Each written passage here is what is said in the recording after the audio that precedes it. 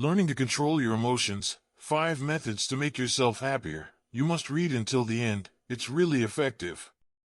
Today I'm sharing with everyone the best way to make yourself happy and undergo thorough emotional healing. Are you someone who is very emotional in life? Do you find yourself switching between joy and sorrow randomly? One moment you're laughing heartily, and the next you're feeling gloomy?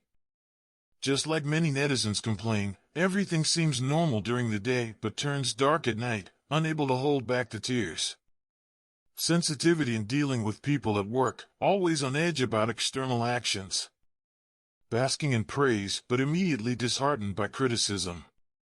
Just as the psychologist Lin Wencai said, people are often involuntarily troubled by various emotions. Many times, our bodies are like garbage cans, filled with emotional rubbish. As a counselor, Lin Wencai has seen too many people defeated by their emotions. Some have abandoned their studies due to severe depression, others have developed serious illnesses due to long-term suppression, and still, others have caused tragedies due to loss of emotional control. He has compiled these experiences and the process of healing others into a book on emotional healing. Throughout the book, the author doesn't encourage people to ignore their feelings or abruptly suppress emotions. Instead, he guides everyone on how to rescue themselves. Life is already full of troubles, and if emotions manipulate us, we will inevitably be drained in various entanglements, making our inner selves impoverished. The author says that to be happy, one must promptly clear out negative emotions and replenish oneself with psychological nourishment. Each emotion is like an active volcano, harboring tremendous energy. In the book, the author first tells a case of a boy who had a strong tendency to anger and violence. He often got into fights with classmates at school, causing trouble for his parents, and even ran away from home one day after being criticized. Despite never having ventured into society, he started working various jobs and suffered a lot, even being bullied several times. However, he still refused to return home and persisted in venturing out. Eventually, his mother, after many efforts, found him and brought him to Lin Wencai's therapy room. During the treatment, when discussing the pressure of studying and parental discipline, the boy got angry several times. At the peak of his emotions, he even resorted to hitting himself and yelling at others. His parents were puzzled. Even if this child had a hot temper, where did he get such determination? Was he not afraid of disappointing his parents, being expelled from school, or even risking his own safety? From a psychological perspective, when people are angry, they lose all rationality. Happy moments and beautiful memories become void, and considerations of consequences vanish. The author shares this case to tell everyone that anger, irritability, suppression, pain, and hatred are not just simple feelings but tremendous energy. Once this energy cannot be controlled, it will erupt like a volcano, causing indiscriminate harm to oneself and others. Nietzsche said that if emotions are always out of control, they will be led by emotions, lose freedom, and become unrecognizable. Fear causes missed opportunities, anger causes loss of reason, and depression causes silent despair. Many times, our unhappiness is not deliberately caused by fate or the malice of others, but by emotions taking the lead in life, manipulating us like puppets and destroying us. Emotions are like a fierce tiger. People cannot sit back and wait for death.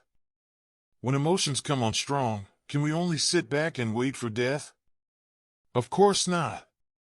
In emotional healing, the author elaborates on methods to express emotions. When we feel bad, we can speak out, write it down, draw, sing, go outdoors, or even use emergency techniques like ASOS to quickly leave uncomfortable situations. After calming down, we can then turn back and face the problems, and many issues can be resolved easily.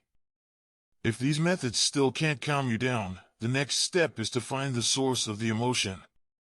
If we don't cut off the flow of emotions at the source, all our efforts will be in vain. And this source, in his view, is the original family that everyone cannot choose and is difficult to change. Just like the cases described in the book, The teenager who never received approval from his parents, living in perpetual self-doubt, desperately seeking approval but always falling into despair. The girl who was wrongly accused by her parents, spending her whole life trying to prove her innocence, afraid of making mistakes in everything, accustomed to pleasing others, and the boy abandoned by his parents and raised in an orphanage, living in constant anxiety and tension in a world without security. The author has a very insightful saying: the deep-seated emotions left in the original family during the growth process, unspoken words to parents, unresolved sadness or anger, such as being questioned, scolded, treated unfairly by parents, longing for companionship, understanding, and unconditional love but never receiving it, are the sources of many emotions after growing up. Psychologist Jung said that everyone has an inner child in their hearts, the unhealed trauma of our childhood. At critical moments, he will come out, babbling in your mind, constantly causing trouble. Are you feeling hopeless when you see this? But my dear, don't be sad. Time moves forward, taking everything into memories. You won't stay in one place, you will grow slowly. And as adults, we have the ability to heal all wounds completely. Become your own parents and nurture yourself again. While reading, there is a story that impressed me deeply. There was a man who had an extremely painful past due to family upheaval. When he was a child, his father's business failure led to enormous debts, plunging the whole family into dire straits. His father never recovered from it, and his mother complained incessantly. With both parents lacking the mood and ability to properly raise him, he dropped out of school early, and at the worst times, even wandered the streets, unable to get a full meal. Living in such a depressing and poor environment, he gradually became insecure and sensitive, with a hot temper. However, when he turned 18, he suddenly had an idea, something his parents couldn't provide. He wanted to make it up by himself. From that year on, he started working everywhere, earning money desperately to prevent himself from living hand-to-mouth. He learned to take care of himself, making sure he ate well and was warmly dressed to maintain his health. After meeting the author, he regularly sought psychological counseling. After healing his childhood trauma, he gradually became cheerful, no longer anxious about trivial matters or panicked by sudden changes. He started to live a stable and peaceful life, reversing his survival predicament by himself. The author says that even if parents are not good enough, it doesn't mean we are destined to become emotionally unstable people. Because what we can do is to become good parents to ourselves, giving ourselves enough psychological nourishment. The book puts forward a viewpoint that everyone has inherent abilities and can fill the void in their hearts with their own strength. I've summarized these 5 methods and shared them with you. 1. Awaken the ability to love. Even if you grew up in a loveless environment, you can be your own parents and love yourself again. It's like playing a script where you act as a loving father, a gentle mother, and yourself. Encourage yourself to find hobbies, do things you enjoy, meet people you like.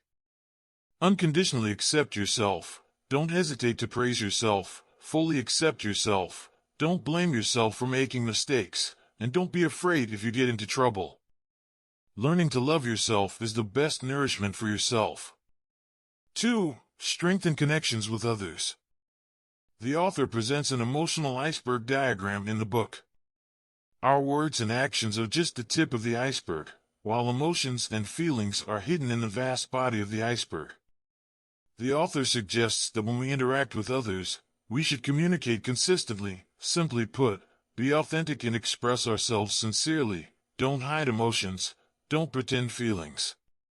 When you start becoming your own support and living confidently, only then can you truly connect with others and receive understanding and help from the outside world. 3. Establish a sense of value. Why are more and more people depressed? The author analyzes in the book that the root cause is long-term suppression by parents, never feeling their own worth. But conversely, by recognizing our talents and working on our strengths, we can regain confidence. From today onwards, do things you are good at, like cooking, cleaning, or whatever else you excel in. Believe that you will definitely find your own strengths and use them to realize your self-worth. Don't forget to reward yourself after each task, just like you hoped for as a child. 4. Seek security. The book says that the most effective way to gain a sense of security is to do the things you fear. There's a vivid metaphor. If you're afraid of the monster outside the door, your heart is full of fear. But when you bravely open the door, you'll find that there's nothing there. Every time you face your fears, your sense of security increases. If you're afraid to communicate with others, but after repeated interactions, your social anxiety diminishes. If you're afraid of failure, but after repeated attempts, your inner strength will grow stronger. In childhood, security comes from the family, but as adults, we have to provide it for ourselves. 5. Find yourself and give yourself a hint. I know I can choose. We can't choose our families, but we can choose our partners as adults, reconstructing our own families. We can't change our parents, but we can choose to forgive or distance ourselves from them to free ourselves from harm. If our dreams cannot be realized, we can choose to compromise and no longer pressure ourselves. However, the premise of all this is that we realize that we are independent individuals, and self-awareness is the last straw to save ourselves. Those who find themselves can save themselves, repeatedly and unhesitatingly, thousands and thousands of times. A lifetime is long, and we are accompanied by ourselves from beginning to end. No matter how many times we fall into despair, as long as we don't give up, we can always find a way out. There has never been a savior in this world. The last hope is ourselves. Online discussions often ask what kind of person is most attractive. A fantastic answer says that those who naturally carry stability and a sense of order are the most attractive. In a chaotic world, they have stable daily lives, stable hobbies, stable values, and stable emotions. They have inner calmness, and nothing and no one can shake them. They are like trees standing tall, impervious to storms or scorching sun, undisturbed by buzzing insects. And this external calmness cannot be separated from internal peace. In fact, everyone faces their own survival dilemmas, perhaps due to an unhappy childhood, numerous hardships, or never being treated kindly. However, Professor Lin Wencai, with 30 years of research, confidently tells everyone that if you can constantly nurture yourself, encourage yourself, and affirm yourself, one day, you will become a person who can control and manage your emotions. Generating emotions is instinctual, but healing emotions is a skill. Always believe that you have the energy and the means to make yourself happy. That's all for today's sharing. Here, you are never alone.